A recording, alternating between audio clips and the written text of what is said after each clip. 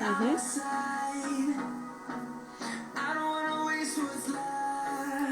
Tá procurando.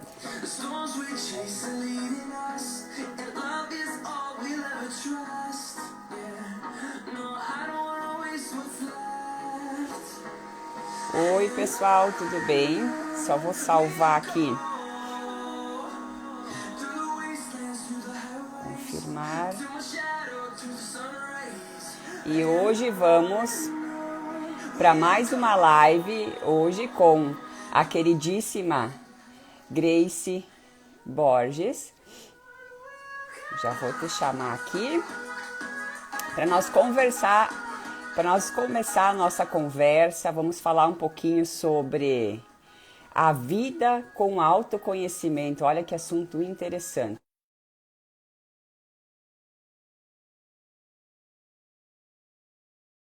Boa noite, Gabi.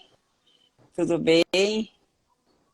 Nossa, eu tava de novo virado ali. Olá, Tudo bem? tudo bem? Estamos aqui. Deixa eu ver se. Ah, eu vou ficar assim mesmo.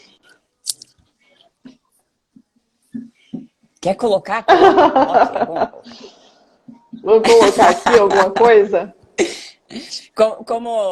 Como diz aquele videozinho, quer me ver fria, Não vem sou aqui em obrigada, casa. né? Não sou Aqui, ó. obrigada. Tá, vamos lá. Vocês vão fingir Ai, que é que assim, legal. tá? Que é perfeito. Que é assim. Ai, que tristeza, né? Ah, que Mas bom que tem pronto, tecnologia. resolvido. Ai, que legal. Então, pessoal, sejam todos bem-vindos para a nossa segunda live da semana de lives que está acontecendo sobre autoconhecimento. Hoje eu estou com uma convidada queridíssima, uma pessoa que eu gosto muito, que eu admiro muito, que é a Grace Borges. E nós vamos desenrolar uma conversa, vai ser assim um papo, uma troca de ideias, assim. As amigas conversando e trocando ideias sobre o assunto. E vocês estão todos convidados para essa conversa. Durante a live, se tiver alguma pergunta, se tiver alguma dúvida sobre esses temas, aproveitem. A Grace é psicanalista, é terapeuta, então aproveita o momento, vamos usufruir dela o máximo possível. Grace, para começar, eu queria que você se apresentasse um pouquinho para quem não te conhece, falasse um pouquinho como que você foi parar nesse trabalho, na psicanálise, como que tu chegou até aí, sobre a tua história, Buenos Aires, medicina, tudo isso. Conta um pouquinho para Bom, o pessoal. primeiramente, muito obrigada pelo convite. Uma boa noite para todo mundo que está aí. Meu nome é Grace, eu estou aí concluindo, em vias de concluir a faculdade de medicina. Eu sou psicanalista hoje, mas eu cheguei até a psicanálise por conta de medicina. Então eu gosto sempre de contar que meu primeiro contato foi estudando ali dentro da faculdade. Foi onde eu tive o meu primeiro contato com a tal da psicanálise. Mas, porém, dentro da faculdade é tudo muito rápido. Então, ali eles deram uma pincelada, foi algo muito rápido. E eu me interessei. Então, eu estava já naquela vida de leitura, de gostar de ler um monte de coisa diferente. Aí eu comecei, então, a fazer a minha pesquisa. Primeiro foi indo ali pelos documentários, para saber um pouco sobre Freud, né? Para saber um pouco mais sobre tudo isso. E ali foi meu primeiro contato, acho que lá em 2018. Mas depois dali, eu comecei a ler muito sobre Freud. Eu comecei a ler muito sobre psicanálise e aquela chama ali dentro cada vez aumentando. Até que chegou um momento que eu pensei assim, bom, agora eu preciso sair aqui da teoria um pouco e para algo mais prático. Mas não, no começo não era muito com essa decisão de ir trabalhar com isso, não. Era porque eu queria conhecer. Era pura e simplesmente por isso. Tipo, para você queria Porque eu aprender tenho para você. várias coisas que eu estudo para mim, que não é para desenvolver em algum lugar, mas para o conhecimento mesmo. Eu gosto de estudar. Então eu peguei este curso, entrei em um curso e comecei a estudar mais profundamente psicanálise. E ali me apaixonei. Foi onde comecei, na verdade, primeiro encontrar respostas para as minhas questões.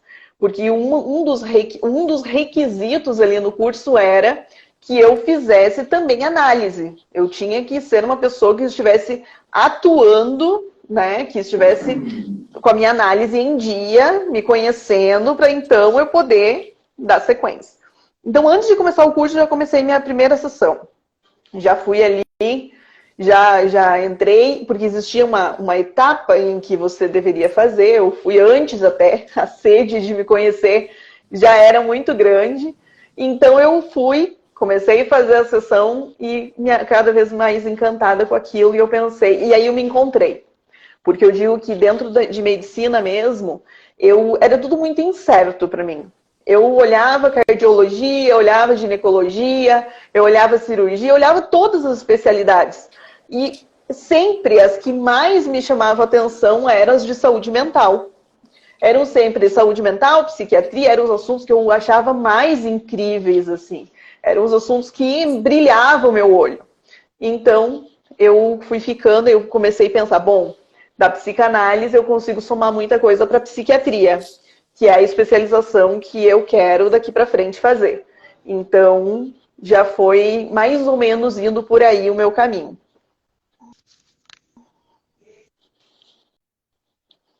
Não tô te ouvindo, Clarine. Ah, então Agora era. sim. Agora, tu me ouve? Ué, deu um pânico aqui. Mas já tá Nós resolvido. temos aí um suporte. Tava falando da psic... É, tu tava comentando da Uhum. psiquiatria. Isso, daí então eu quero, daí dentro disso eu já sabia que seria alguma coisa que eu já usaria para dentro da psiquiatria depois. Porque eu conseguiria atrelar esses conhecimentos. Não seria um conhecimento que eu ficaria depois guardado. Não, teria, porque tem muitos hoje, muitos psiquiatras que também são psicanalistas. Então eu já teria ali colocado um passinho mais naquilo que eu desejo para o futuro, né? Que interessante. Mas o estudo da psicanálise, isso é a parte da medicina, isso é separado, é uma E isso outra é uma outra formação. formação, isso mesmo. Em algumas, você pode entrar tanto por cursos de formação, como também pode fazer pós-graduação. Existem várias outras formas, né, que você pode se formar psicanalista diretamente, sem ter uma relação direta com medicina, por exemplo. E tu foi para Buenos Aires, tu fez a medicina lá e depois você veio para Isso, eu estou São em São Borja, né? Borja, porque do lado de São Borja fica ali em fronteira com a Argentina. Então tem um polo da mesma faculdade que eu fazia lá em Buenos Aires, aqui. Então, como eu já estou ali, já terminei todas as matérias, só falta fazer algumas provinhas para depois fazer o internato rotatório, que aqui funciona um pouquinho diferente. Então, ficava bem viável essa localização de poder já viver no Brasil e poder só ir estudar de vez em quando, fazer as coisas que eu precisava fazer na faculdade do lado, né? E quando tu resolveu, eu vou fazer medicina em Buenos Aires, tu já falava espanhol? Como que foi Nada, assim? nada. Foi uma catástrofe quando eu cheguei lá, porque eu não sabia falar absolutamente nada. Foi bem complicado. Então, assim, porque eu sei que tem muitas pessoas que estudam espanhol antes de ir. Eu não, eu fui com a cara e coragem, com a ideia de aprender lá. E aí eu fui Uhum. aprendendo, obviamente. Demorei um pouquinho, eu acho que mais do que a galera demora, mas acabou dando tudo certo. Eu acho que o contato, quando você está aí imerso em um lugar onde fala um idioma diferente, é muito diferente de você fazer um curso, por exemplo. Que tudo que você quer fazer Hum, nesse lugar hum. é no outro idioma. Então você meio que acaba aprendendo por imersão mesmo. Então foi mais prático. Na Isso. obrigação, ou tu aprende, E ou as aprende ou provas, morre. no geral, da faculdade são todas em espanhol. Muitas provas são orais, então não é só escrever. A maioria das provas são orais, então você acaba tendo que desenvolver também o idioma. Não tem como escapar, né? Que Interessante. E essa mudança, você acha assim que você foi para essa área da psicanálise, da mente humana, por uma trajetória de vida tua, ou não sei, ou você se descobriu lá? Você se, não, Eu acho que é acho isso que muito eu que é quero. uma trajetória minha, porque eu passei por todos esses conflitos, de passar por depressão, de passar por momentos muito conflituosos comigo, e de ver também como que é complicado hoje o atendimento de saúde mental também, não só aqui no Brasil, como em vários lugares.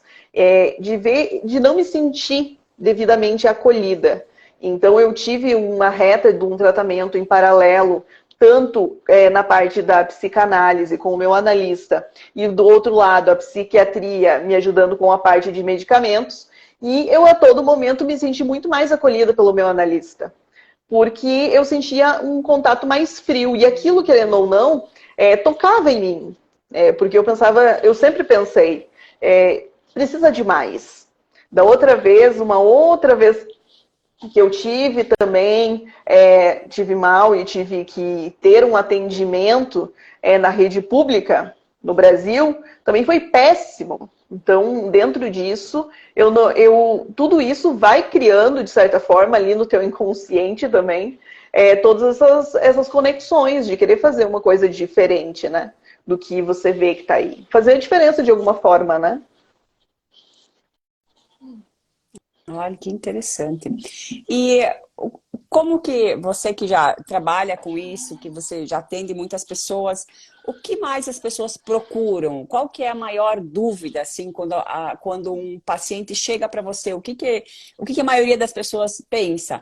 Só para você entender por que eu estou perguntando. Porque às vezes a gente pensa coisas, né? Eu comigo mesmo fico pensando, aí agora eu fiquei pensando, será que eu sou louca? Porque eu penso, faço umas perguntas que eu não sei, será que as outras pessoas também fazem essas perguntas? Tipo, mas quem eu sou? Né? O que eu estou fazendo aqui? Qual é a ideia? Qual é o Isso é objetivo? muito Né? interessante. Até hoje a gente riu em um atendimento em que, para finalizar o atendimento, a pessoa me perguntou: Você acha mesmo que eu sou louca?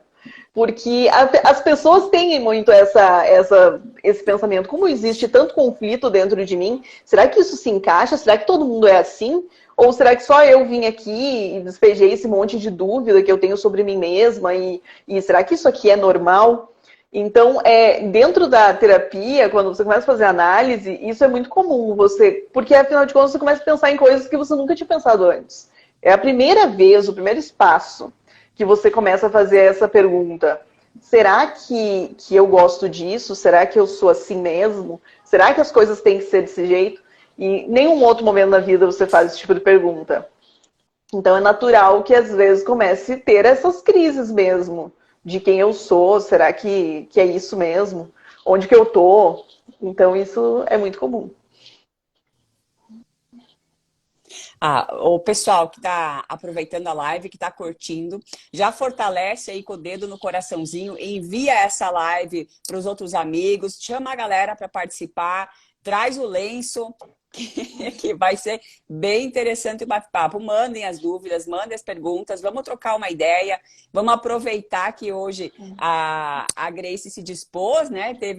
Liberou a agenda, que eu sei que está lotada. Inclusive, quem quiser conversar com a Grace um pouquinho mais depois, tem o arroba dela, @greyborges, e também tem o site, né, Grace? Tem um site que é do Quero Fazer Isso Terapia.com.br para quem mesmo. quiser Isso aí. agendar horário.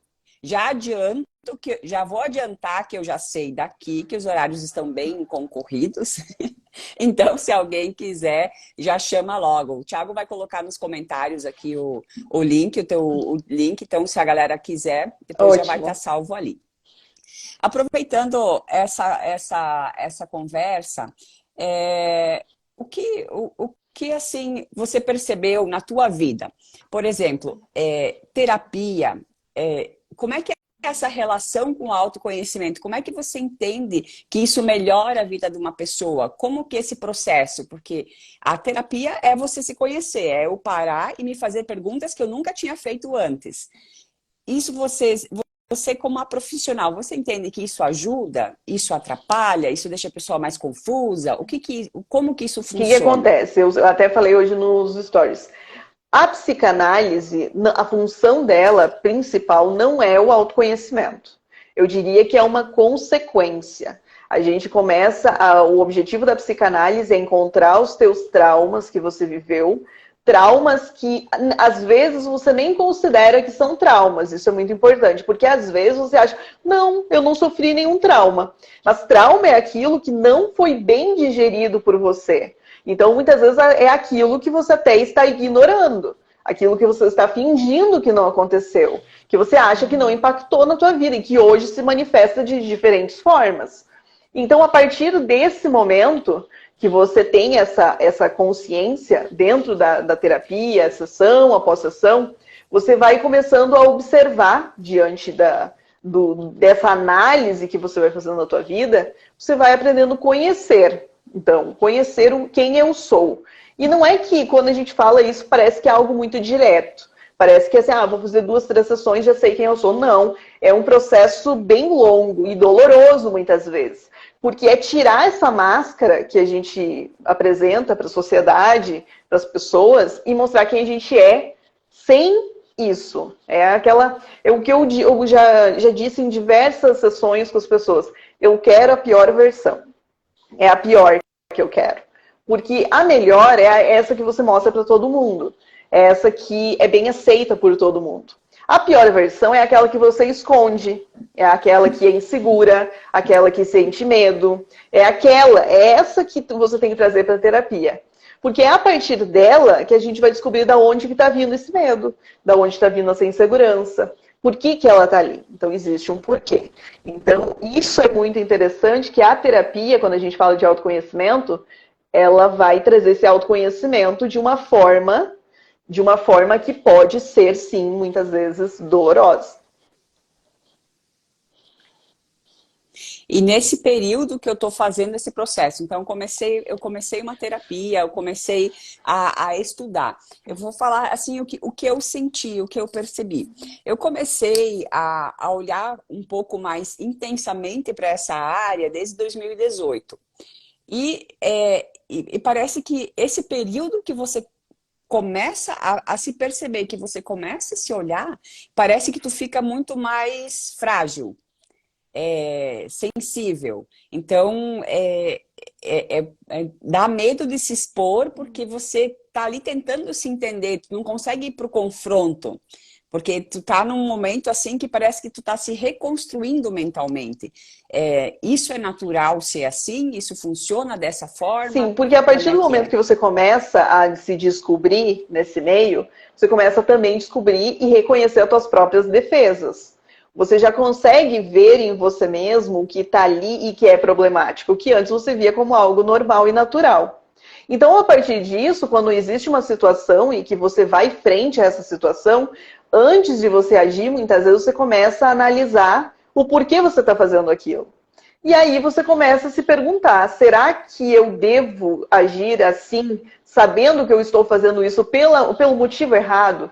É um sentimento que eu reconheço aqui, que eu sei por que agora eu sei por que ele está aqui. Então, existe um pouco essa fragilidade que você sente justamente por saber quais são os seus limites.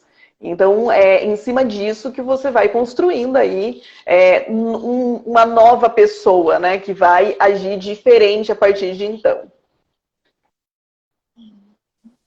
Eu tinha até anotado aqui para perguntar, para a gente trocar uma ideia sobre isso, de entender assim, como que eu sei, tu comentou antes assim, dos traumas, dos medos, como que uma pessoa ela pode se olhar e dizer assim, essa sou eu, ou essa é uma Clarine que foi moldada pelas pessoas em volta dela? Como que eu vou separar? Alguém que está começando agora, que nunca pensou sobre isso, como que essa pessoa pode pensar assim? O que sou eu de fato? Quem eu sou dentro de tudo isso, né? Como se fosse uma cebola, vai tirando as camadas e vai pensando. Qual parte é a Clarine puramente e qual parte são camadas que foram sendo colocadas ao longo Existe dos anos? muito algo que a gente precisa separar esse eu, que a gente se reconhece enquanto indivíduo, que é esse eu real e desse eu ideal. Então, existe um eu ideal que ele se apresenta aqui no meio, que é aquele eu perfeito. Ele não é sempre um lugar onde você quer chegar. Então eu quero, vai ser perfeito, vai ser fantástico quando eu me formar. Vai ser, nossa, esse lugar aqui, quando eu chegar, eu vou ser realmente feliz. Então esse é o eu ideal. Ele está sempre planejando um lugar onde ele, ali sim, ele vai ser feliz. Ele vai ser completo.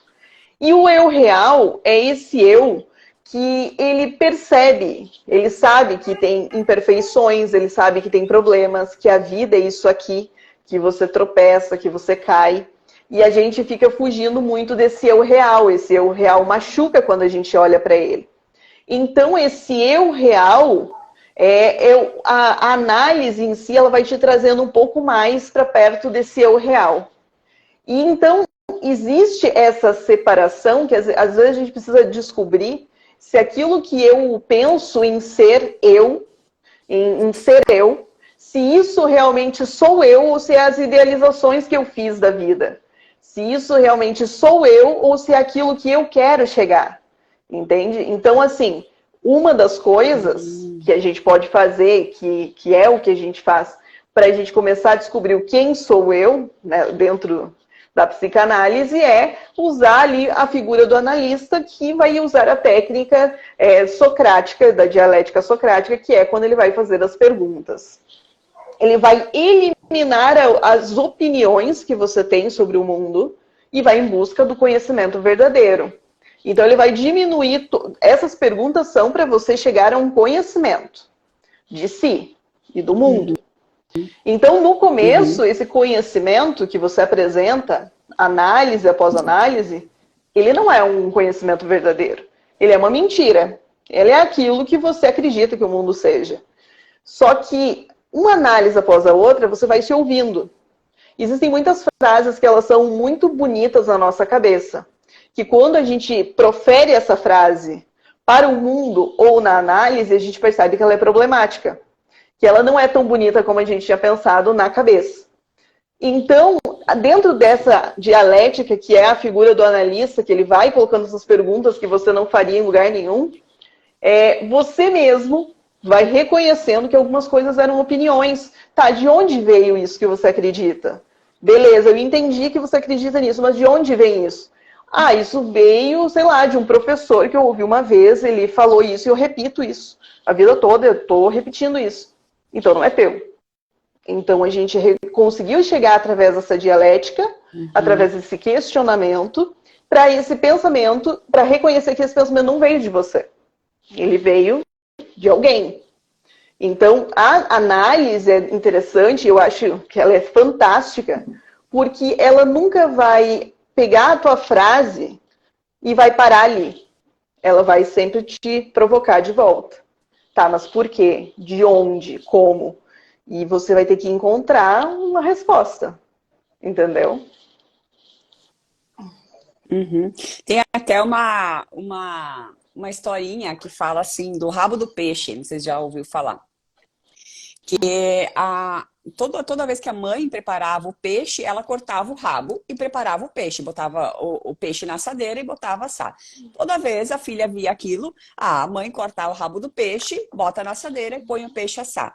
Quando ela foi fazer, ela cortou o rabo do peixe também. A filha cortou o rabo do peixe, pôs na assadeira e pôs assar. Aí o marido perguntou, por que tu corta o rabo do peixe? Ah, porque eu aprendi assim com a minha mãe. Vou perguntar para ela. Aí ela perguntou para a mãe, mãe, por que tu corta o rabo do peixe para assar? E a mãe disse, eu aprendi assim com a minha mãe. Mas vou perguntar para ela. Aí perguntou para a avó, por que você corta o rabo do peixe? Ela, não, filha, porque é o seguinte, a forma que eu tinha era muito pequena e o peixe geralmente era maior, porque a família era grande, então eu cortava o rabo para ele caber na forma para poder assar. Então veja só, essa informação foi passando da avó para a filha, para a neta, mas quando chegou na neta, ninguém mais sabia por que cortava o rabo do peixe. Só repetia um padrão que acontecia até então. É mais ou menos isso que você falou. Às vezes você repete uma coisa, mas tu já não sabe de onde veio, por que veio, por que tá dessa forma. É. Não, pode falar. Até a... Pode falar, Até pode falar. Lacan Eu ia comentar que... Lacan usa muito a expressão dos outros, né? Então ele fala que existem esses outros que são as nossas referências no mundo, como por exemplo os nossos pais, então tem os outros parentais, tem os outros institucionais da escola, tem os outros sociais. Todos esses grandes outros, eles têm referências e a gente vai pegando essas referências para a nossa vida. E não necessariamente você reproduz igual a essa referência. Você pode, inclusive, ter um comportamento oposto, como um protesto silencioso. Vamos supor que o seu pai deseja muito que você seja médico. Então, você vai se afastar desse querer dele, você vai ir contra isso, por quê? Porque você precisa colocar a tua posição no mundo. Então, entenda que essa referência que a gente fala muitas vezes do outro em mim, não necessariamente significa que eu vou repetir, vou ir ao encontro daquilo que estão fazendo para que eu faça igual. Às vezes eu posso fazer tudo ao contrário daquilo que querem que eu faça. Isso também é ter um pouco do outro naquilo que eu sou hoje. Porque quem disse que aquele caminho talvez não fosse bom para mim? Só que eu nem quis me abrir a isso. Eu quis me opor. Então a oposição também é uma forma de referencial que a gente toma do meio. Entende? Que interessante. E até eu vi que a Branca comentou ali que é muito difícil vencer esses bloqueios, né? Tem alguma coisa, Grace, que a gente poderia, assim, até para quem está assistindo, para ter alguma coisa prática que, o que que eu posso fazer para olhar para a minha vida e conseguir entender o que é meu, o que talvez seja meu e o que talvez não seja, como que eu posso me analisar? Alguma coisa assim, digamos que todo mundo A pode fazer em casa. autoanálise em si, ela não produz bons efeitos, por quê? Porque você não consegue reconhecer em si mesmo o que é um problema, o que é inconsciente. Existem os atos falhos, que Freud fala muito, que você não pega isso, porque isso é inconsciente. Então, a figura do analista, ela está ali para pegar exatamente isso que você não percebe. Então, ele trabalha em cima do teu discurso, principalmente nas tuas falhas também, nas tuas brincadeiras, em coisas que você às vezes nem acha que é um problema. Ele vai puxar exatamente essa frase e vai trabalhar em cima. Quando você se analisa, você está sendo meio imparcial, entendeu? Ou parcial. Você está sendo parcial, por quê? Porque você não está considerando aquilo que um analista consideraria. Você não está associando isso. Alguém de fora ouvindo essa história, quando você está contando uma história, uma sessão após a outra, ela vai conectar isso que você está vivendo hoje, por exemplo, esse comportamento que você tem agora, com algo lá da tua infância que você já contou. Só que quando você contou, você nem percebeu que tinha relação com o que tem hoje em dia. Então é por isso que essa figura de fora, olhando para a tua história, ela vai remarcar algumas coisas que você não notou. As coisas que eu mais escuto durante a sessão de terapia hoje nossa, eu nunca tinha pensado nisso. E pessoas que às vezes ficam chocadas realmente. Às vezes é uma simples pergunta que acende uma luz da pessoa que muda tudo. Comigo foi assim também. São aquelas perguntas que vêm para mudar a tua vida, que vêm para mudar o curso que você está indo, porque você nunca tinha pensado. E eu não chegaria na mesma resolução que o meu analista me levou a chegar. Porque eu não vejo aquilo que ele considera um problema. Eu vejo como algo normal. Eu não consigo perceber os meus mecanismos de defesa porque são inconscientes. Eu não vejo o que eu estou fazendo. Mas ele vê. Então ele vê quando eu estou batendo a caneta nervosa, ele vê quando eu estou tendo uma tosse, um desconforto. Ele vê isso, eu não vejo.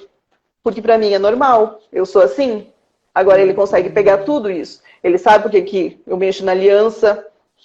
Então ele sabe tudo porque ele consegue ver, não apenas ouvir, como é esse discurso, porque ele vai além das palavras. E isso você não conseguiria fazer sozinha. Entende? A única pessoa no mundo que fez sozinha essa autoanálise foi Freud. E ele deixou para nós que isso é impossível por conta disso. Porque você nunca vai ser um bom avaliador de si. Só do outro. Porque é muito conflituoso. Eu Exatamente. comigo mesmo. Sem contar que a gente cria um baita no personagem para a vida, né? E, na verdade, o que dói na terapia é quando o analista ele começa a mostrar que você não é perfeito como você tinha imaginado e que tá tudo bem, mas você não é. Então você aceita, a partir de agora, que você não é. Talvez enfrente agora esse desafio sabendo que você não é. Só que você não. É difícil você se colocar nessa posição, começar a perceber que você não é. É porque a gente. Isso vai muito da nossa parte narcísica, que não quer deixar, não quer diminuir. A gente quer ser isso que a gente pensa que a gente é. Só que a gente vai ter que deixar de ser primeiro. Uhum. Uau! Essa foi profunda. Estão curtindo, galera? Se vocês estão gostando, manda aí um coraçãozinho para nós saber que vocês estão gostando, que estão entendendo, estão acompanhando a conversa. Estamos muito rápidas, podemos tocar nesse ritmo. Vão comentando aí o que vocês acham. Eu tinha separado aqui também para te perguntar e aproveitar, só para comentar para o pessoal o que está acontecendo aqui, o que são essas lives, né? Essas sequências de lives que estão acontecendo essa semana. Essas lives são... Ah, obrigada, Juarez. Essas lives são em decorrência de um e-book, de um livro que eu escrevi, que são 4 passos para uma vida melhor, que trata sobre o autoconhecimento. E a terapia, a psicanálise, esses estudos, isso tem tudo a ver sobre se conhecer. E agora, como a Grace está explicando e está contando para nós, é importantíssimo você ter a ajuda de alguém. Eu não tenho dúvidas assim que todo mundo deveria fazer terapia, porque a gente não aprende nada em lugar nenhum sobre se olhar, sobre se conhecer. Se nós pegarmos a educação como um todo, a gente não tem de onde pensar. A gente nem sabe que a gente pode pensar sobre essas coisas. Tanto é que é tão surpreendente que a maioria das pessoas chega lá e não sabia que eu podia pensar sobre isso. Né? Parece que a gente é tão condicionado, a gente é tão colocado num carreiro que você, não sei, eu acho que atrofia, né? Você não consegue expandir, você não consegue se olhar. E muitas vezes eu percebo também que a gente às vezes sabe o que acontece, a gente sabe, a gente sente, mas a gente não tem coragem de pegar esse pensamento, a gente não tem coragem de verbalizar, a gente não tem coragem de se expor, porque, como a Grace acabou de explicar, a gente se vê um ser perfeito, né? Não, eu sou perfeita, o problema é o outro. Isso é muito mais fácil e é menos doloroso quando o problema é o outro. E pensando nesse aspecto também, Grace, queria que tu comentasse um pouquinho assim sobre crenças. Como que as pessoas estão imersas nessas crenças? Como que eu rompo com essas crenças limitantes, com esses bloqueios? Por exemplo, eu sou uma pessoa que eu não gosto de falar em público, ou eu tenho pavor de falar em público. Como que eu vou romper isso? Porque eu acho que todo mundo tem condição de falar, mas isso acaba sendo, em algumas pessoas, muito mais limitantes, elas se bloqueiam. Como que eu rompo com esses bloqueios, com essas crenças, essas coisas que às vezes a gente nem sabe de onde veio, simplesmente assumir para mim e eu A sigo primeira assim. coisa que a gente tem que, para a gente poder romper isso, é a gente conhecer por que a gente sente isso.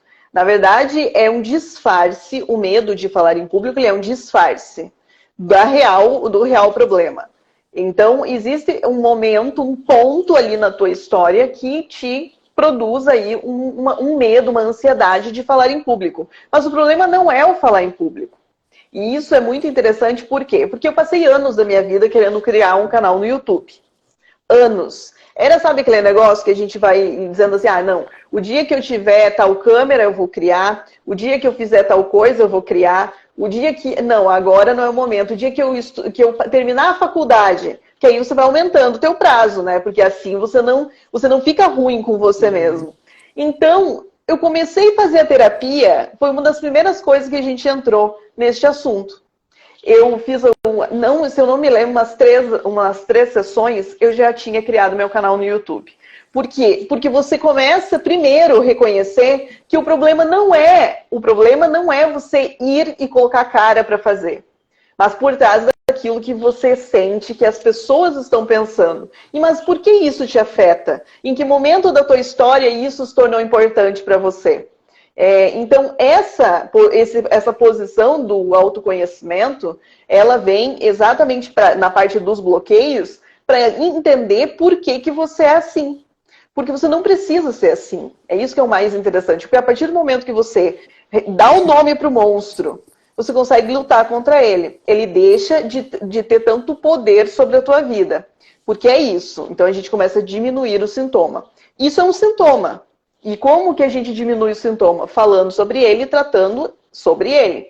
Não fugindo dele. Então, senão ele sempre vai ficar aí. Então, essa é uma das melhores estratégias que eu diria. Você saber primeiro de onde que está vindo. Da onde, em que momento que isso se consolidou na sua vida. Você não era assim. Se você lembrar, que aliás você não vai lembrar, mas lá quando a gente é criança, a gente é muito mais aberto e receptivo com o mundo. Por que isso mudou? Houve que tipo de interferência que fez com que a gente saísse de um lugar mais aberto para a gente se fechar? Então, todas essas coisas fazem sentido e a gente precisa trabalhar. Nossa, que legal, que legal.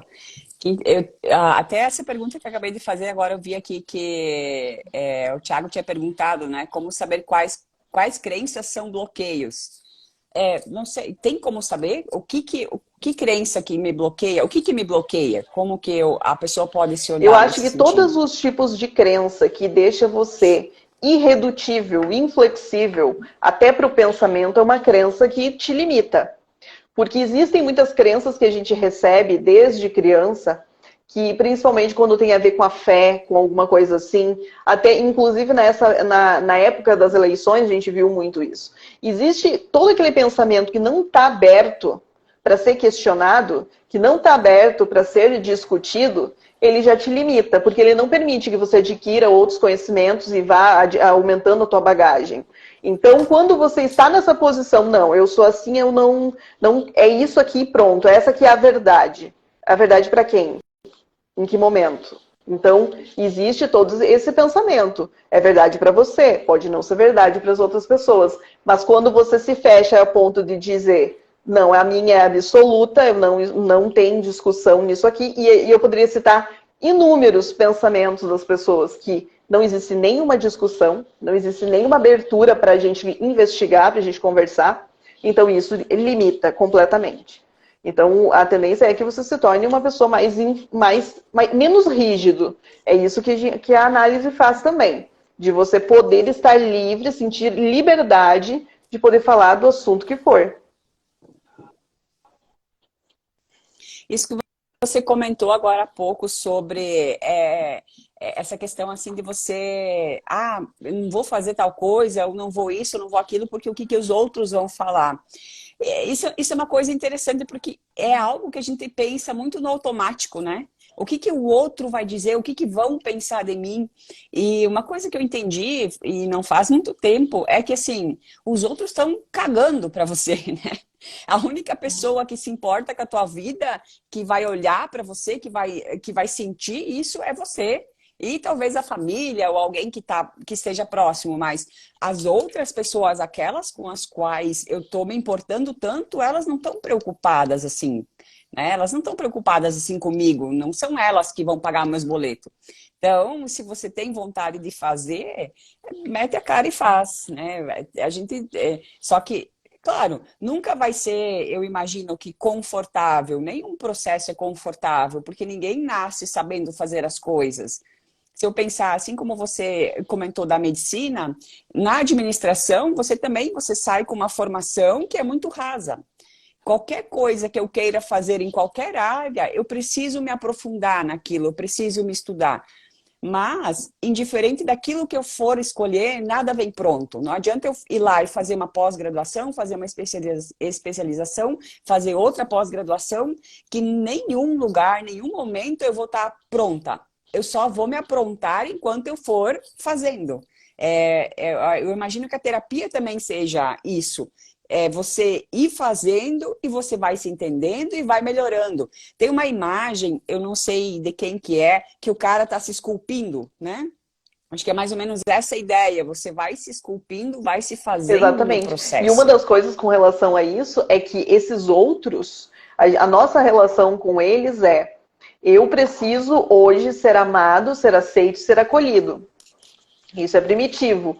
Toda a minha relação com o outro é: eu preciso ser aceito, eu preciso ser reconhecido. É por isso que eu preciso do elogio, eu preciso saber se as pessoas estão gostando de mim. Então, até mesmo o meu comportamento eu vou moldar se eu estou recebendo uma aprovação das pessoas. Então, isso é uma das funções da análise, tirar um pouco isso de você deixar de fazer aquilo que você quer fazer em detrimento do outro. Porque isso é uma relação que você criou dentro de si, que não tem a ver com o meio. Você quer entregar para o meio em troca de um acolhimento. Você precisa entregar alguma coisa para ser acolhido. Por que você sente tanta falta de ser acolhido e por que você sente tanta necessidade de ser aprovado?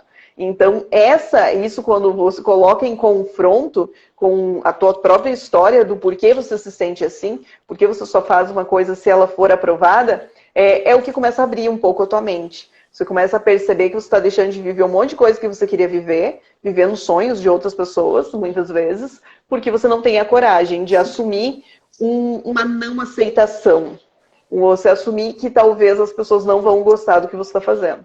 Então, isso para mim foi fundamental para mim, de sair dessa posição e mudou completamente a minha vida. Eu vi que ela começou a andar a partir do momento que eu comecei a entender que o que estava me limitando não era o que eu estava fazendo, mas eram os outros na minha vida.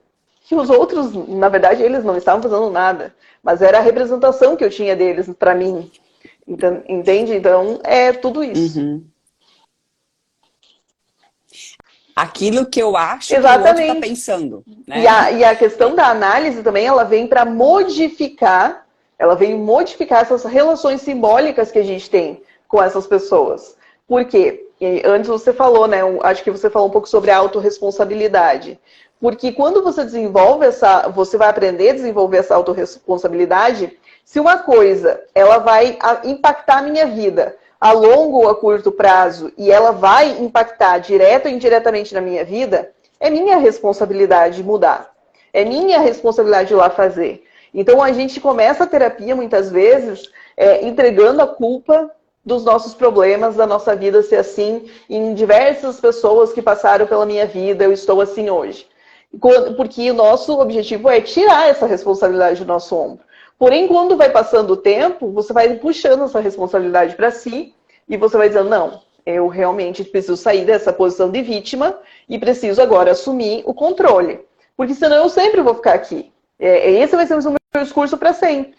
E a análise, ela tende a trabalhar isso em você. Você ser responsável por aquilo que você faz e pelo que acontece também com você. Esse ponto que tu fala da autorresponsabilidade, isso é muito interessante e isso muda o jogo. Eu acho que também tem uma questão de maturidade em relação à autorresponsabilidade, é de você entender que tudo que tem relação com a tua vida é problema teu. Né? Tudo que tem relação à minha vida é problema meu. Ah, mas Clarine, você é casada? Sim, mas sou eu que escolho. Sou eu que escolho como que é essa relação, como que vai ser esse relacionamento. Ah, mas você trabalha dentro de uma empresa, você tem pessoas subordinadas a você, mas sou eu que escolho essas relações. O mesmo exemplo que eu dei ontem, a pessoa entrou aqui, ficou me xingando por 3 minutos, sou eu que escolho como que eu vou lidar com essa cena, se eu vou ficar remoendo isso, ruminando isso por muito tempo, ou se eu vou dizer, legal, então era isso que ela tinha para me oferecer e acabou, e eu sigo a minha vida. Eu acho que muito disso que a gente carrega também, às vezes alguma coisa aconteceu há muito tempo atrás, e eu ainda estou carregando isso, e eu ainda estou me culpando, e eu ainda estou me julgando por uma coisa que a pessoa talvez nem lembra. Ou a pessoa falou de uma forma, sei lá, você falou comigo de uma forma assim diferente, eu achei que foi diferente, e eu guardo isso no meu coração e digo, meu Deus, a Grace não gosta de mim. E agora eu vou ficar com isso, meu Deus, será que problema que eu tenho? Será que eu não sei o quê? E eu fico conjecturando, eu fico pensando coisas assim, mas eu nunca perguntei, Grace, aquele dia que você me falou assim, assim, tu tava de mal comigo? Você tinha algum problema comigo? Aí você, não, A não pessoa tá, nem né? sabe. Eu falei, Uhum. normal. A pessoa nem sabe e o outro cria o monstro, né? Que vai tratando aquele monstro, ele vai crescendo, vai se tornando uma coisa insuportável e a pessoa que causou aquilo E nem tá sabendo. uma das Você coisas que nem perguntou. acontece também é quando a gente tem uma mágoa de alguma coisa que aconteceu há muito tempo. Vamos supor, ali na infância você carrega uma dor de alguma coisa que alguém fez para você. Existe também a falta do tempo naquele momento que você viveu aquilo. Então você interpretou aquele acontecimento de uma forma. Porém, por que a análise ela é importante? Porque anos depois você vai começar a conversar sobre isso e contar isso que aconteceu. Conforme você vai contando aquilo que aconteceu, você vai observando que, na verdade, a tua interpretação ela estava equivocada, baseada em quem você era naquele momento. Porque, pense, algo aconteceu aos 10 anos. Você agora tem 30 anos, se passaram 20 anos. Muitas coisas você não tinha a maturidade para entender do porquê aquelas coisas aconteceram daquela forma. Hoje você tem.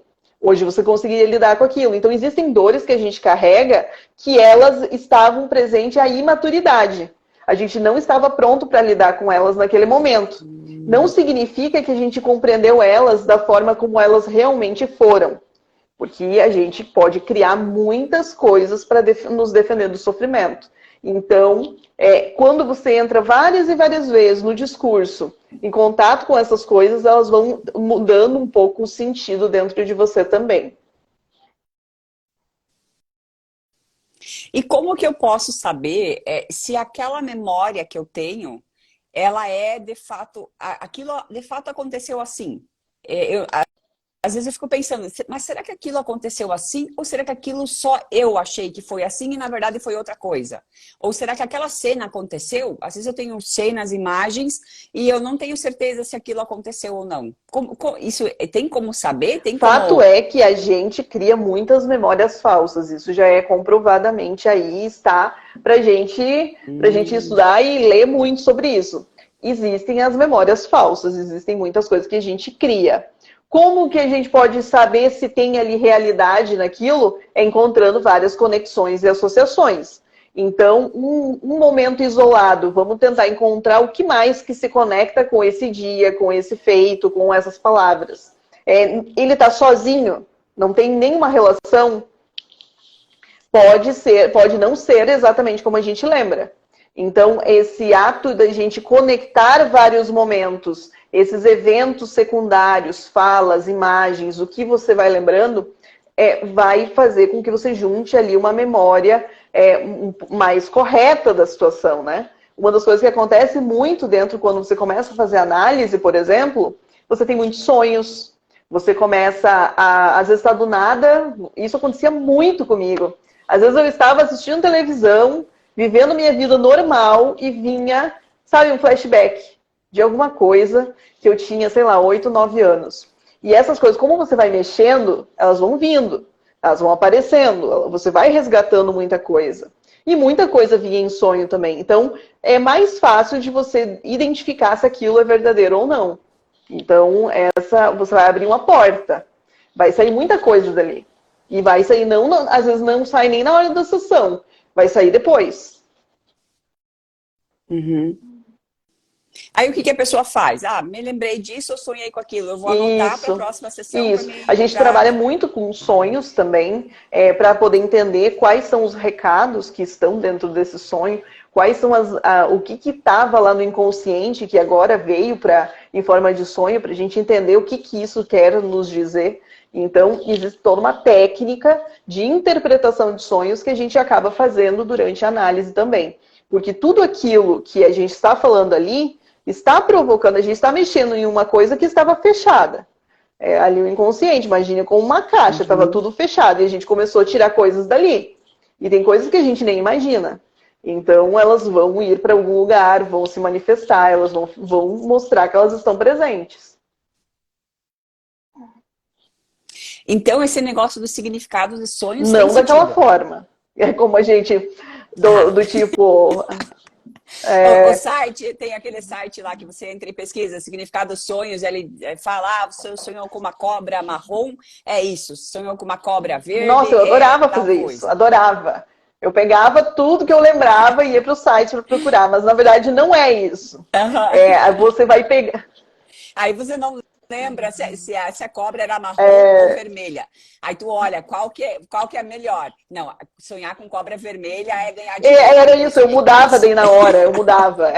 Não, a preta, Uhum. ela é coisa ruim. Eu falei, não, mas não era preta, era uma marrom. É, não era preta. Mas É. dentro da análise, Freud deixa pra gente a interpretação dos sonhos. O que ele vai pegar dentro da interpretação dos sonhos?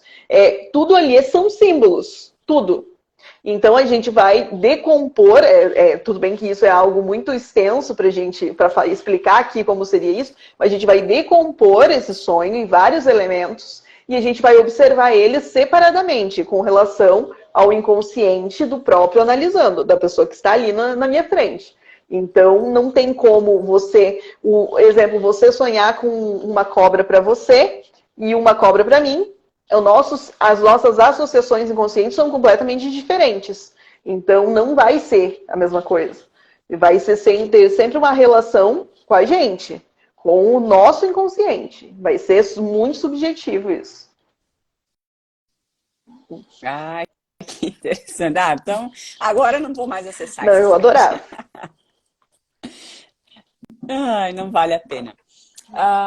Grace, eu queria te pedir para nós conversar um pouquinho e falar sobre o que você julga serem as vantagens de você ter autoconhecimento.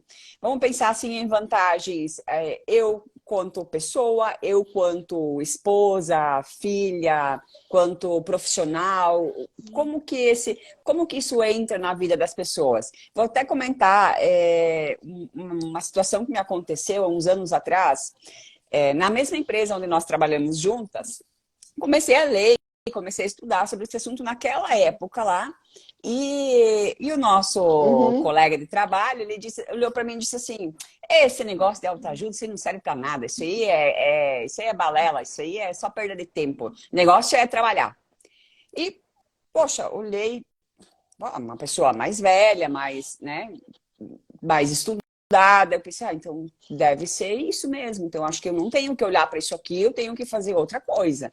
E apaguei, não olhei mais, não interagi mais com isso. E eu tinha visto isso, já tinha tido contato ainda quando eu morava lá em Mondaí, trabalhava no salão de beleza de manicure. Eu lembro que uma esposa de um gerente do banco me emprestou alguns livros e eu li. Não tinha entendido nada, mas eu achava aquilo muito legal. Depois de uns 5, 10 anos, eu peguei de novo, aí me falaram isso, eu soltei de novo. Agora, há alguns anos atrás, eu peguei de novo. E agora eu pensei, não, mas eu gosto disso, né? Não vou soltar, eu vou continuar estudando, porque eu me tornei uma pessoa melhor quando eu comecei a buscar informações sobre isso. Mas eu queria que você falasse da tua visão de profissional, né? O que muda Você na vida ali, da no pessoa? caso, como a gente estava falando dos outros institucionais, você usou a referência do que te falaram para você seguir, na verdade, o que ele tinha dito, né? Para você seguir ali, participar daquele Uhum. meio. E é isso que a gente faz. A gente abre mão de muitas coisas que a gente gostaria de aprender, estudar, dependendo como a gente está inserido naquele meio. Mas não adianta. Agora você já está outra vez inserida agora por conta própria, porque realmente era o teu desejo. Uma das coisas que a gente conseguiria dentro disso. Perdão, o que foi que você me perguntou? Ah, tá, vai Sobre as lá, vamos lá. vantagens, as Eu fiquei vantagens do pensando lá no autoconhecimento. negócio. Bom, as vantagens. A primeira vantagem que eu penso sabe daquela aula, quem não sabe, do e-book que a Clarine está à venda, eu gravei uma aula, né? Sobre, também que a gente vai falar sobre autoconhecimento emocional. E dentro lá eu usei uma referência sobre GPS, que é exatamente isso. O Uhum. autoconhecimento, na minha opinião, ele é muito esse GPS que a gente usa para sinalizar onde a gente está indo.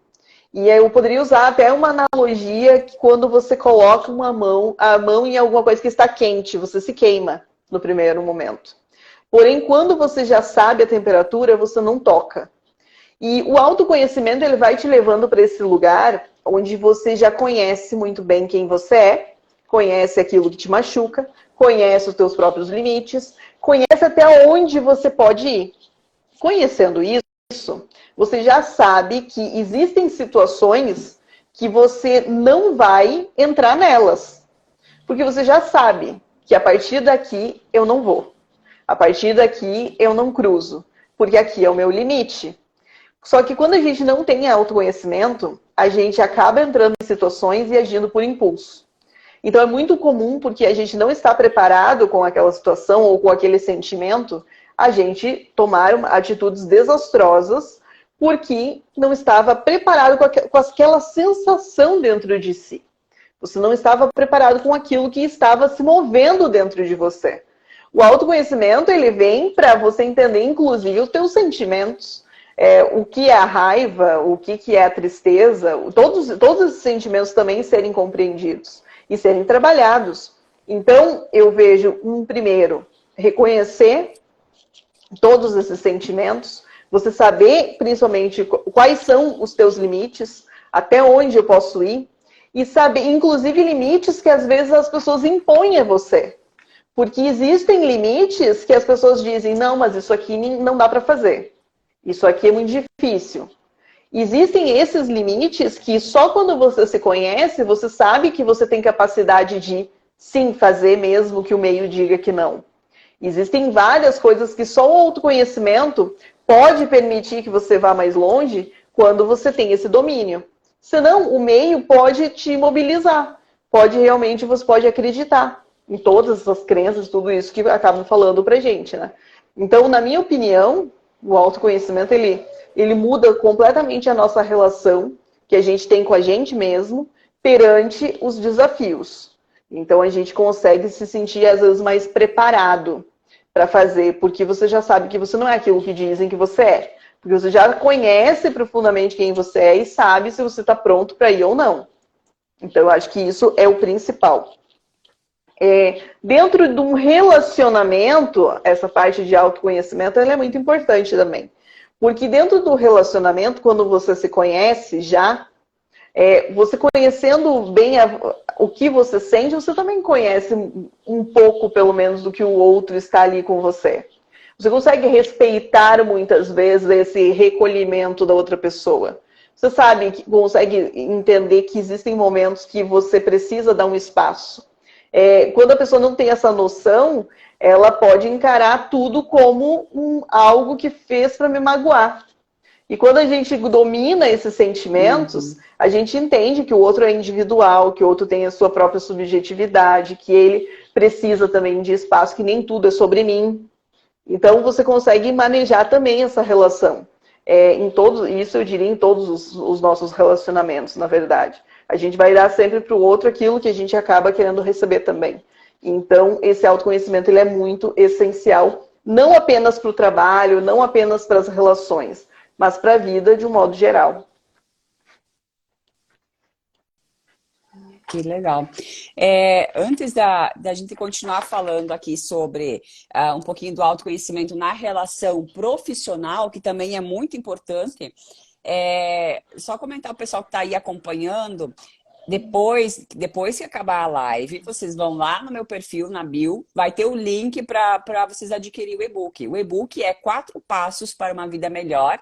E ele vai falar um pouquinho sobre o autoconhecimento emocional, autoconhecimento físico, social e espiritual.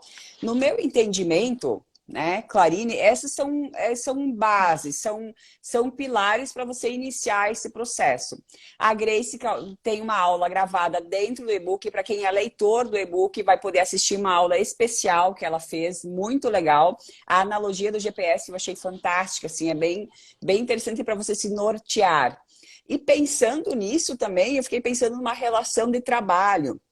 Quando você trabalha para outras pessoas ou trabalha com outras pessoas, a importância que tem o autoconhecimento, de entender como lidar com esses outros seres humanos que estão ali dividindo os dias e as horas com você.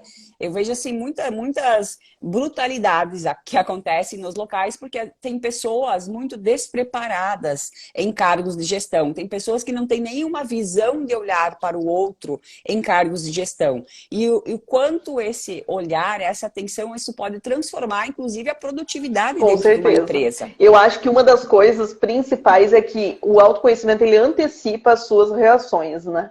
Então, você já sabendo, você já conhece, você já sabe até onde você vai, você já sabe qual é as suas reações a partir daquilo que você já viveu até aqui, você já se descobriu.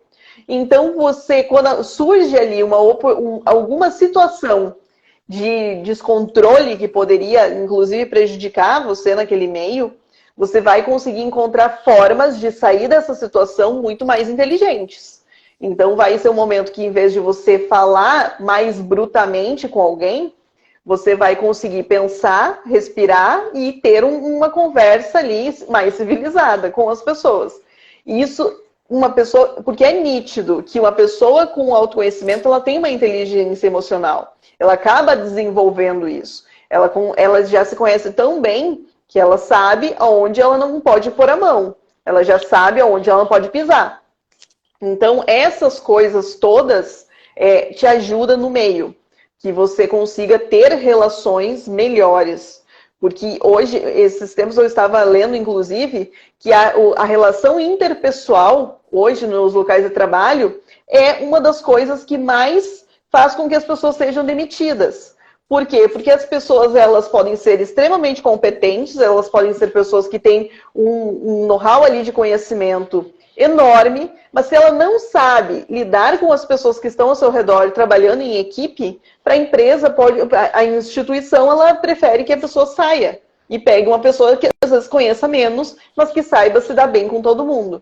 Então, isso é algo muito, muito importante hoje e é discutido muito sobre isso, principalmente hoje em dia, sobre você desenvolver essa inteligência de poder fazer manejo entre equipe.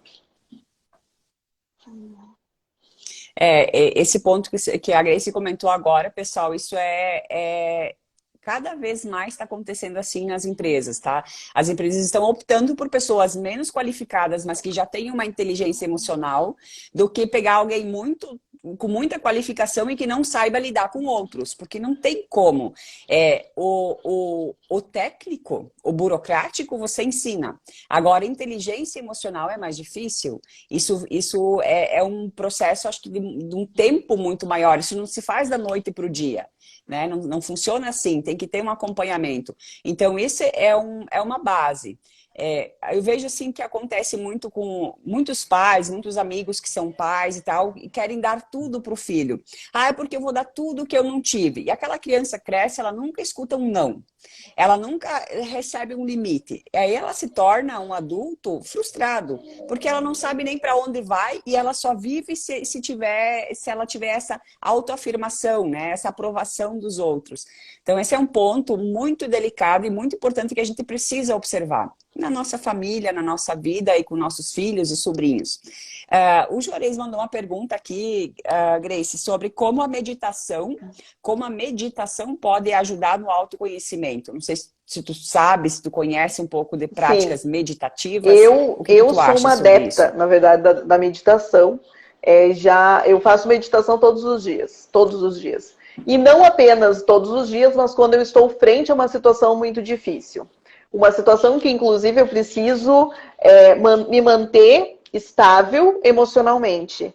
Uma das coisas que a meditação nos ensina é a atenção plena. O que é essa atenção plena? O momento presente, porque a gente se preocupa muito com o que está por vir, com o que vai acontecer. Eu acho que é um dos exercícios, uma das práticas que mais consegue trazer você para o aqui e agora. E consegue resolver essa questão da ansiedade mais rápido até que um medicamento.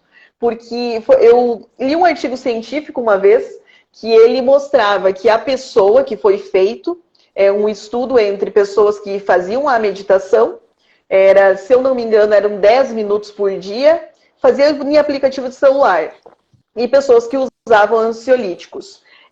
Foi o mesmo resultado que eles tiveram na melhora da ansiedade, pessoas que tomavam um medicamento e pessoas que faziam 10 minutos de meditação. Então, a meditação, ela é comprovada hoje cientificamente, o poder dela sobre nós. Então, esse momento da respiração, para mim, isso foi uma das grandes descobertas que eu tive. Porque uma das coisas que é bem interessante na respiração é que quando você está no processo de respiração, você inspira, no momento que você expira, ele aciona um sistema parasimpático. O que o sistema parasimpático ele vai fazer? Ele naturalmente vai diminuir a sua frequência respiratória e a sua frequência cardíaca. Então, ele vai diminuir a sua pressão. Ele vai te colocar no momento de calma.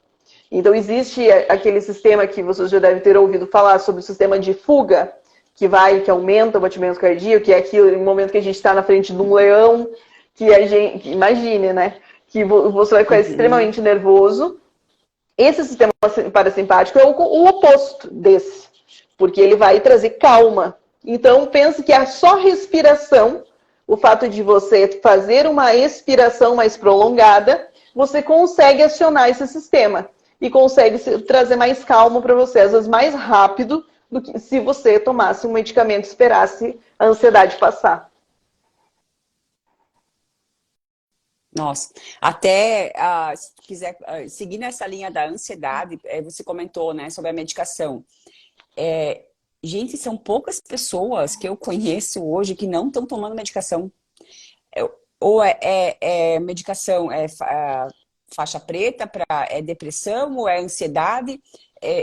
O que é a ansiedade? O que é a depressão? O que está acontecendo? Se tu puder falar um pouquinho, enquanto eu vou ver as perguntas aqui para nós responder depois. Deixa eu ligar aqui, que me deu um aviso aqui, peraí. Ah, tá. Então, a depressão, ela dentro da nossa linha da psicanálise, porque existe várias linhas que a gente pode pensar a depressão. A gente pode pensar a depressão na parte biológica, do que está acontecendo. A gente pode pensar também a depressão nessa parte mais psicanalítica da coisa, que é onde existe até um livro que diz que a depressão é a perda de uma ilusão. Esse livro ele é muito interessante, é de um psicanalista, do Nácio, em que eu estava em depressão, inclusive na época que eu comecei a ler este livro. E dentro disso, a gente começa a perceber que o grande problema, na minha opinião, da depressão hoje é essa idealização que a gente tem da vida. Então, a gente cria muito que essa vida precisa ser perfeito. É bonito e é muito midiático quando a gente vê as pessoas felizes nos filmes, nas novelas, nas séries, isso é muito bonito. Porém, a gente não considera que a vida ela não é assim. A vida vai ser esse alto e baixo. Porém, a pessoa com depressão, ela vai ser aquela pessoa que ela não consegue tolerar bem isso. Ela não consegue entender por que aquilo que está acontecendo. E aí nós vamos ter toda essa questão química também que está acontecendo e toda essa questão que está acontecendo dentro da própria pessoa. Eu, dentro do meu pensamento, como eu sou estudante de medicina, quero ser psiquiatra, eu não descarto o papel dos medicamentos. A questão é que hoje a gente está medicalizando tudo. Mas existem quadros que você vai precisar, sim, dessa ajuda do medicamento. Você vai precisar que um medicamento específico para cada neurotransmissor, conforme for o teu quadro, e em concomitante ali a terapia, que vai também fazer muito por você. É uma das coisas que, por exemplo, medicamentos, existem muitos que demoram muito para fazer efeito. O que você vai fazer nesse meio tempo? Você vai ficar sofrendo? A terapia, ela consegue ser também, te dar essa ajuda mais momentânea também.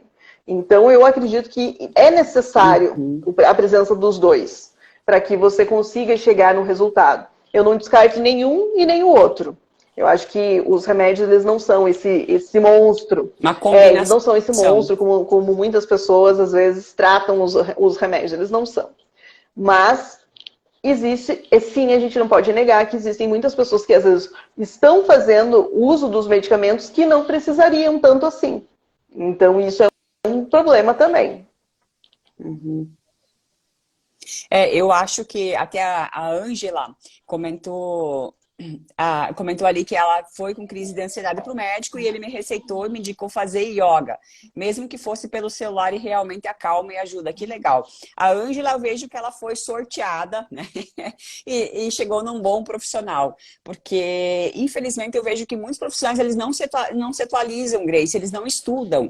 Então aquilo que ele aprendeu lá em 1900 e bolinha, quando ele fez o curso de medicina, ele ainda está aplicando até hoje. Ele ainda está entendendo. Então, ele não se apoia em terapias Não alternativas, ele gostam. não se apoia em meditação. Não, para eles, isso é uma coisa absurda. E Sim. acabam dopando as pessoas. Porque tem gente que está andando na rua, Olha parece um só, uma zumbi. coisa muito interessante. Uma vez eu estava lendo também sobre traumas, e aí falava, um médico, ele comentava que, por exemplo, a massoterapia pode ser muito útil em pacientes que tiveram algum transtorno pós-traumático.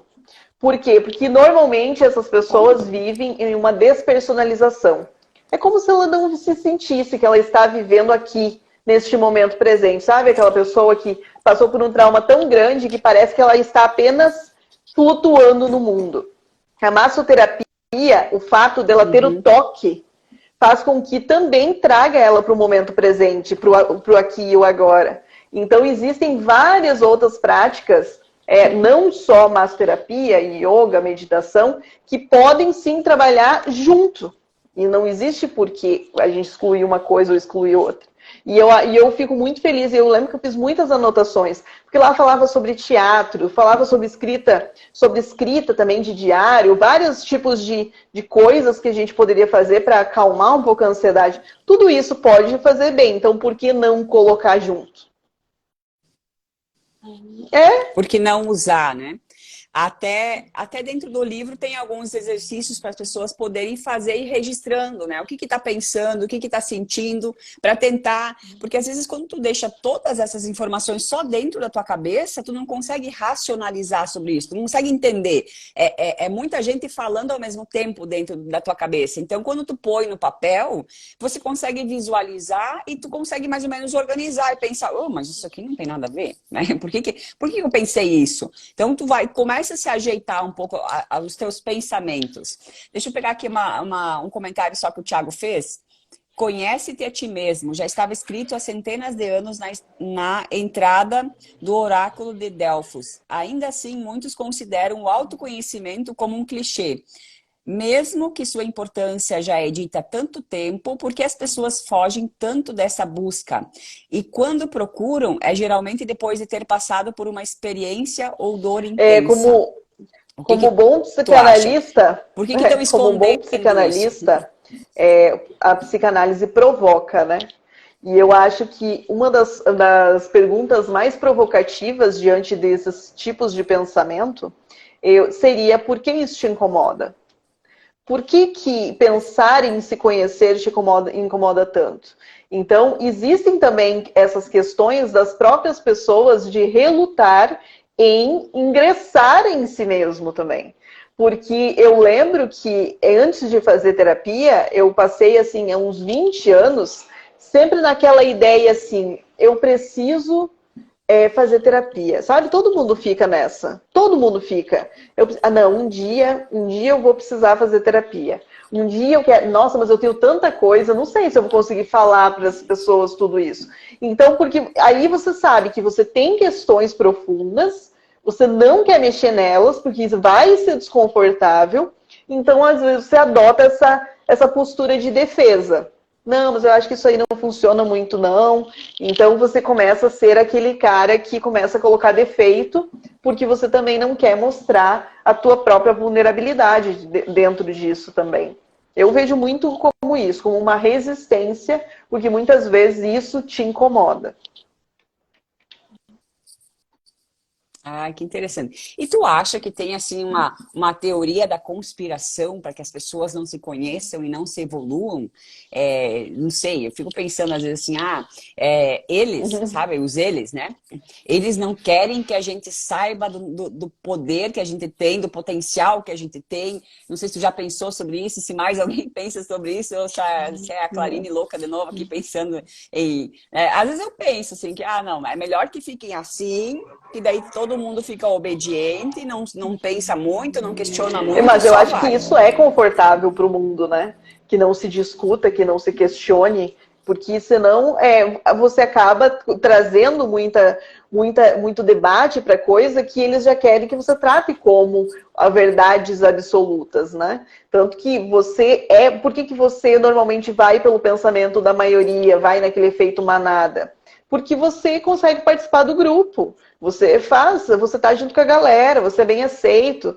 Pode notar que todo pensamento que o coletivo abraça, você não tem nenhuma discordância, você tem livre abertura em qualquer roda. Só que o problema que incomoda é que quando você tem um pensamento diferente, você é o errado. E as pessoas nunca vão estar abertas a tentar Uhum. entender por que você pensa dessa forma. A gente não vê hoje em dia debates. A gente não vê duas pessoas que consigam hoje dizer assim, não, mas eu não concordo. Beleza, esse é o meu pensamento. Então vamos construir aqui alguma coisa junto. Por que é assim? Não tem? Então hoje se fecham e aí as pessoas se calam. Porque embora a gente tenha hoje um acesso muito mais rápido de você falar o que você pensa, que é você abrir a tela do celular e falar teus pensamentos, você não expõe. Você não expõe porque você tem medo do outro, você tem medo do meio. Uhum. Então você vai sempre se calar. Você tem a opção, você tem voz. Você tem um lugar para colocar a sua voz, mas você não vai colocar, porque você tem medo de ser podado. Então o questionamento fica: será que esse realmente é o tempo que a gente pode falar o que a gente pensa? Porque às vezes eu penso que não, que hoje é um perigo, na verdade, você falar o que você acha. Até porque, assim, se eu falar tudo aquilo que me vem à cabeça, aí tem esse negócio do cancelamento. E hoje, quando a gente ia na escola, há uns anos atrás, quando não tinha internet, se você sofria bullying, tu ia para casa, o bullying acabava. Agora, se portou mal, se você se expressou de uma forma errada. Olha aquele cara do Flow Podcast, né? Que agora não me lembro o nome dele. Ele se expressou de uma forma errada, equivocada, viajou assim. E o cara foi rechaçado, e foi cancelado, e foi uma tragédia, e a empresa perdeu muito dinheiro e tal, porque o menino se expressou, o cara se expressou. Foi idiota? Foi. Mas assim, tipo, aquilo perseguiu ele por tudo. Você não consegue mais se esconder, né? Porque tudo está conectado agora. É como se a vida no real, no presencial e no digital, ela é junto, não é mais separado. Aquilo que eu ponho na rede é o que eu vivo. Então, se acontece alguma coisa, as pessoas estão atrás por toda parte. Eu não consigo mais sumir, ir para casa e esquecer. Ou as pessoas esquecer, porque isso ficou registrado, todo E tu mundo vai no, enxerga, né? e tu vai no Até encontro aqui, também, né, Clarine, daquilo do reconhecimento, da aprovação. Se a gente vai perceber lá atrás, desde os primórdios lá, as tribos elas se formavam e existia uma aceitação, todo mundo ia para o mesmo lado. Por quê? Porque assim aumentava a sobrevivência delas. Então, essa tribo que se juntou num determinado terreno, elas estão indo sempre em direção para esse mesmo terreno porque elas só têm um objetivo: sobreviver. Muitas das pessoas que compartilham de certos pensamentos que hoje estão sendo discutidos, elas não pensam dessa forma. Elas usam esses pensamentos para sobrevivência também no meio, que é essa nossa selva, que é a internet. Então, você percebe que as pessoas estão se podando de falar. Elas estão evitando de falar. Só que isso está se expressando na própria pessoa, de diversas formas. Só que para entrar nesse grupo que vai ter essa aceitação, ela se cala e vende aquilo que está todo mundo, que é a maioria. O que a maioria quer que eu diga aqui? Beleza, vamos dizer, vamos seguir. Isso é as referências, esse impacto que o outro sempre está causando na gente. E vai trazendo o quê no fim? Vazio. O vazio existencial nada mais é que o impedimento de você viver quem você é de verdade, para viver aquilo que querem que você seja. Então, o meio está te podando a você ser alguém, está te construindo, e você está deixando. E também a questão da discussão, o que eu percebo muito, assim, com muitas pessoas, você está conversando com alguém e a pessoa não presta atenção naquilo que você está falando. Ela automaticamente, enquanto eu falo, ela já está pensando no que ela vai responder. Ela não tá, não cria uma, que nem você falou, não constrói nada junto, porque é um atacando o outro. É como se sempre a gente fosse, eu sempre quero me sobrepor. Então, enquanto um fala, eu já estou pensando o que que eu vou falar, o que que eu vou responder. A pessoa nem terminou a frase. Às vezes não é aquilo que ela queria dizer e você já está respondendo. Aí aquilo vira uma discussão e de repente acontece um monte de coisa, e daí chega alguém no meio e fala outra coisa que nem sabe o que está acontecendo e as pessoas não se Exatamente. escutam. Não percebe o que, que o outro quer dizer. E se é isso mesmo Exatamente. que ela queria E dizer. por isso que a psicanálise é revolucionária.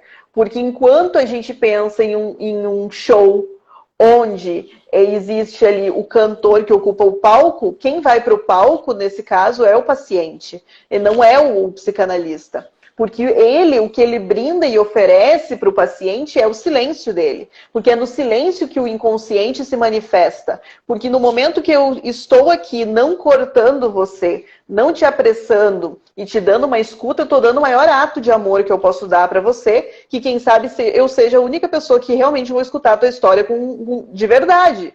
Porque você está num mundo que está todo mundo com pressa, ninguém vai parar para ouvir. E é dentro desse silêncio que eu mostro que a tua história é importante para mim. E não apenas eu estou ali como um protocolo te ouvindo, mas querendo já falar em seguida. Que legal. Bom, pessoal, a gente já está indo para quase 1h30 de live. Nossa, o tempo voou, a conversa tá muito boa. Grace, deixa para a galera aí, onde que o pessoal te encontra, como é que o pessoal faz para entrar em contato Então, contigo? em todas as redes é Grace Grey Borges, em todas as redes. Então tem canal também no YouTube, tem também aqui @Grey Borges S no final. Pode me adicionar. Tem o site querofazerterapia.com.br, que lá tem um blog e tem também os agendamentos de horário. Quem quiser começar aí fazer terapia, estamos abertos para começar esse percurso também. Ai, que legal. Super indico, viu, galera? Super indico. Ela é fantástica. Então, vocês, a maioria já me conhece. Quem não me conhece, eu sou Clarine Kilcam, @Clarine Kilcam em todas as redes sociais. Eu espero que vocês tenham gostado. Obrigada, Obrigada, Joyce, Juarez. espero ter contribuído, né? Esperamos ter realmente contribuído com vocês. Essa sequência de lives, essas reflexões, isso estão acontecendo em detrimento do e-book que eu lancei na semana passada, que são 4 passos para uma vida melhor. Esse e-book, ele vem trazendo um pouco essa questão do autoconhecimento, ele se propõe a ser uma porta de entrada. É um lugar para vocês começar a pensar e se abrir para isso. É uma leitura leve, uma leitura tranquila, é uma leitura como se fosse uma conversa com uma amiga. Eu conversando com vocês e falando um pouquinho das minhas experiências e da minha caminhada. No e-book tem aulas especiais, inclusive uma aula especial com a Grace, que é disponível só para quem é leitor do e-book. Tem outras aulas com o professor Thiago também. Tem conteúdo adicional, tá bem legal o material. Vocês encontram ele no link da minha bio. Pessoal, eu espero que todos vocês tenham gostado. Grace, eu adorei. muito obrigada, muito obrigada. Ai, que bom. A Grace já está falando aqui que nos próximos dias as lives vão ser direto lá no canal dela. Que agora Deus me podemos livre. aguardar. A primeira, eu estava falando, aqui foi a primeira live que eu participei, viu? Nunca fiz live. Ai, que legal. Mas agora foi. Agora só vai porque tem, dá para falar muita coisa. Gente, quer deixar algum recado final Não, para a galera? isso. Olha, eu adorei aqui a live. A gente falou de muito mais assuntos do que eu tinha até imaginado que a gente fosse falar, mas é exatamente isso, uma coisa vai levando a outra. E é isso, gente. Olha, eu sou suspeita, eu sei que eu sou suspeita em falar da psicanálise. Mas mesmo que não seja comigo, façam a análise, façam terapia. Olha, o ponto de virada da minha vida, quem quiser conhecer um pouco da minha história, tem no YouTube. Então, o meu ponto de virada foi quando eu coloquei a análise na minha vida. E talvez seja o que está faltando aí para alguns de vocês. Ah, legal. Ah, isso nós podemos comentar. Pessoal, tanto a Grace quanto eu tem canal no YouTube. A Grace tem muito conteúdo maravilhoso. Entrem lá, Grey Borges, acompanhem. Tem muita coisa legal. Tem muita coisa boa na internet, né? Mas às vezes você ter alguém que faça uma curadoria para você, alguém que te apresente alguma coisa, uma pessoa de confiança é Com muito certeza. importante também. Então aproveitem essa moça que vos fala para tirar o máximo dela de informações e troque ideia, chama, manda mensagem e tanto ela quanto eu a gente Com vai certeza. interagir. Tá certo? Muito obrigada a todos que ficaram aqui até agora. E esse vídeo depois vai ficar salvo, vai ficar gravado e vai para o YouTube Até também. Um abraço para mais. vocês. Tchau, tchau. Até, tchau.